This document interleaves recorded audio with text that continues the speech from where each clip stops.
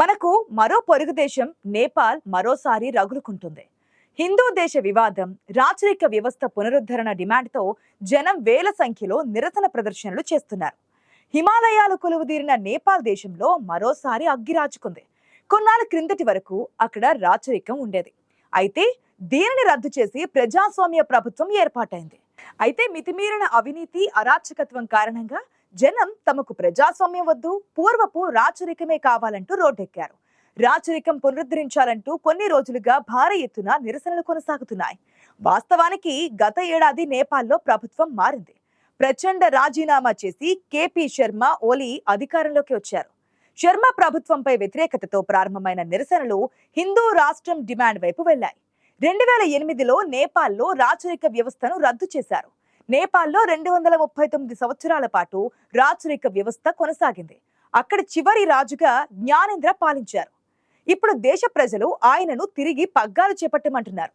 ఇటీవల ఆయన విదేశాల నుంచి రాగా స్వాగతించడానికి పెద్ద ఎత్తున ప్రజలు గుమ్మిగూడారు. కొందరు నేపాల్ పొరుగున ఉండే ఉత్తరప్రదేశ్ కు చెందిన ముఖ్యమంత్రి యోగి ఆదిత్యనాథ్ చిత్రపటాలు పట్టుకుని హిందూ దేశం నినాదాలు చేశారు. ఇక నేపాల్లో ప్రజాస్వామ్యం అమల్లోకి వచ్చిన తరువాత ఎప్పుడూ స్థిరమైన పాలన అందలేదు.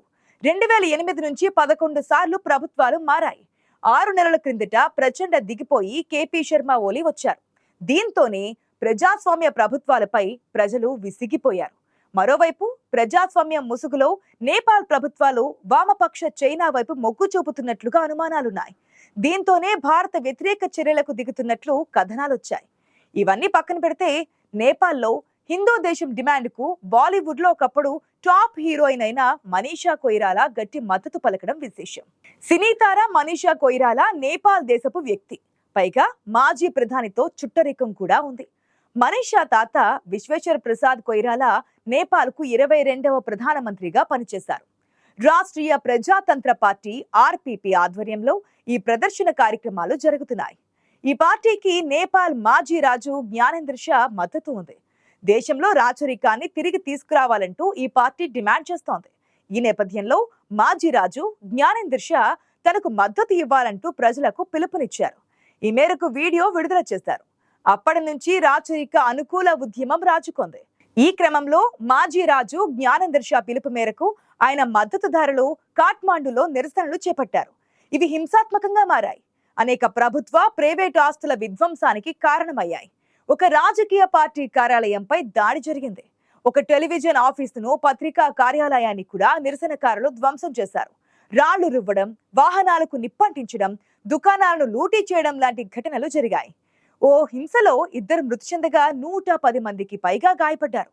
రాచరికానికి మద్దతుగా జరిగిన ప్రదర్శనలో 10,000 మంది నుంచి 12,000 మంది ప్రజలు పాల్గొనగా, అదే రోజు బ్రుకుటి మండప్లో జరిగిన సోషలిస్ట్ ఫ్రంట్ ప్రదర్శనలో దాదాపు 35,000 మంది వచ్చి చేరారని భద్రతా సంస్థలు అంచనా వేశాయి. వీరిని అదుపు చేసేందుకు టింకునే బ్రుకుటి మండపంలోని శుక్రవారం 5,000 మంది భద్రతా సిబ్బంది మోహరించారు. ప్రజా ఆస్తులు ధ్వంసమైన ఘటనలో జ్ఞానేంద్ర కారణమని ఆరోపిస్తున్న కాఠ్మాండు నగర మేయర్ బాలేంద్ర షా మాజీ రాజు 7,93,000 నేపాలీ రూపాయలను పరిహారంగా చెల్లించాలని డిమాండ్ చేశారు.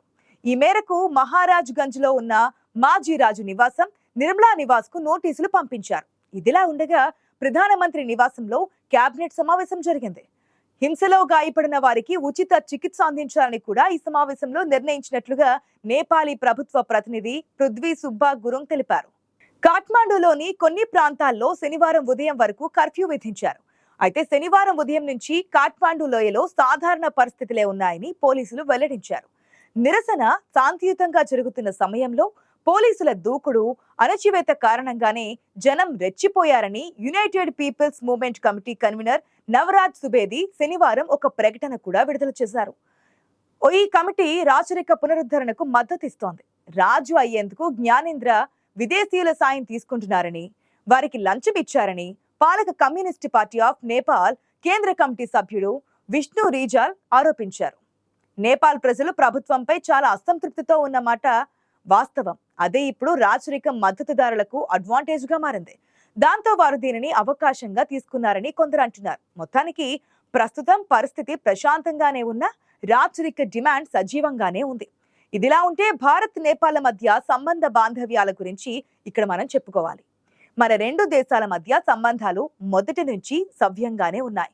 ఉండక తప్పదు, ఎందుకంటే నేపాల్కు కావాల్సిన ప్రతిదీ కూడా భారతదేశం నుంచి వస్తోంది. కానీ చైనాకు ఇది కంటగింపుగా మారింది. మన దేశం చుట్టూ ఉన్న పొరుగు దేశాలలో చిచ్చు రగిలించేందుకు లోపలే కుట్రలు పన్నుతుంటుంది. అందుకే నేపాల్ ప్రధానిగా కేపీ శర్మ ఓలీ అధికారంలోకి రాగానే రెండు దేశాల మధ్య పరిస్థితులు మారిపోయాయి. తనను పదవి నుంచి దించడానికి భారత్ నేపాల్లో కుట్రలు జరుగుతున్నాయని నేపాల్ ప్రధాని కేపీ శర్మ ఓలీ చేసిన ప్రకటన అప్పట్లో సంచలనం సృష్టించింది. నిజానికి ఒకప్పుడు భారత్ కు ఎంతో స్నేహశీలిగా పేరున్న ఓలీ ఇప్పుడు భారత్ పై నేరుగా ఆరోపణలు గుప్పించే స్థాయికి చేరిపోవడం వెనుక డ్రాగన్ హస్తం కూడా ఉంది. అయితే కారణం మాత్రం వేరేగా చూపించారు. 2015లో నేపాల్ కొత్త రాజ్యాంగం అమల్లోకి వచ్చినప్పుడు ప్రధాని సుశీల్ కొయిరాలా రాజీనామా చేయాల్సి వచ్చింది. నేపాల్ కమ్యూనిస్టు పార్టీకి చెందిన కేపీ శర్మ ఓలీ అప్పుడు కొత్తగా ప్రధానిగా ప్రమాణ స్వీకారం చేశారు. ఇతర పార్టీల నుంచి కూడా ఆయనకు మద్దతు లభించింది. అయితే జూలై 2016లో ఇతర పార్టీల మద్దతు ఉపసంహరించుకోవడంతో ఓలీ ప్రభుత్వం మైనార్టీలో పడిపోయింది.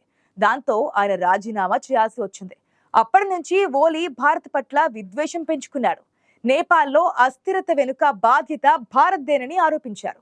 ఓలీ ఆరోపణలకు కారణం ఏంటంటే నేపాల్ కొత్త రాజ్యాంగంపై భారత్ అభ్యంతరాలు వ్యక్తం చేసింది. మాదేశీ, తారు తెగల డిమాండ్లను ఇందులో చేర్చలేదని భారత్ తెలిపింది. ఈ రాజ్యాంగానికి వ్యతిరేకంగా మాదేశీ, ఇతర మైనార్టీలు నేపాల్ సరిహద్దును మూసివేసినప్పుడు ఓలీ ప్రభుత్వం దీనికి భారతదేశానిదే బాధ్యతని ఆరోపించింది. అయితే ఈ ఆరోపణలను భారత్ తిరస్కరించింది. కొత్త రాజ్యాంగానికి వ్యతిరేకంగా మాదేశీలు, ఇతర తెగల ప్రజలు 2016లో నేపాల్ భారత సరిహద్దులను మూసేశారు. మాదేశీల బంద్తో నేపాల్కు పెట్రోల్, మందులు, ఇతర సామాగ్రి సరఫరా నిలిచిపోయాయి. 135 రోజుల పాటు ఆర్థిక దిగ్బంధనం సాగింది. దీంతో భారత్ నేపాల్ మధ్య సంబంధాలు మరింత దెబ్బతిన్నాయి. నేపాల్లో భారత వ్యతిరేక భావన పుట్టింది. అప్పటికే నేపాల్ అనేక సమస్యల్లో కొట్టిమిట్టాడుతోంది. ఈ పరిస్థితుల్లో ఓలీ తన పదవిని వదులుకోవాల్సి వచ్చింది. కానీ 2017లో ఆయన మళ్లీ ప్రధాని అయ్యారు. భారత వ్యతిరేక సెంటిమెంట్ కారణంగానే ఆయన ఆ ఎన్నికల్లో గెలిచారు. ఆ తర్వాత జమ్మూ కాశ్మీర్, లద్దాఖ్లను కేంద్రపాలిత ప్రాంతాలుగా ప్రకటిస్తూ భారతదేశం విడుదల చేసిన మ్యాప్ పై నేపాల్ అభ్యంతరం వ్యక్తం చేసింది. ఈ మ్యాప్ లో కాలాపాని, లిపులేక్ ప్రాంతాలను భారత్ తన ప్రాంతాలుగా చూపించిందని, ఇవి తమ దేశంలోని భాగమని ఓలీ వాదించారు. ఓలీ చైనా ఆదేశాల మేరకు పనిచేయడం నేపాలీలకు నచ్చడం లేదు. అందుకే ఇప్పుడు రాచరిక పాలన డిమాండ్ మళ్లీ ఊపందుకుంటుంది.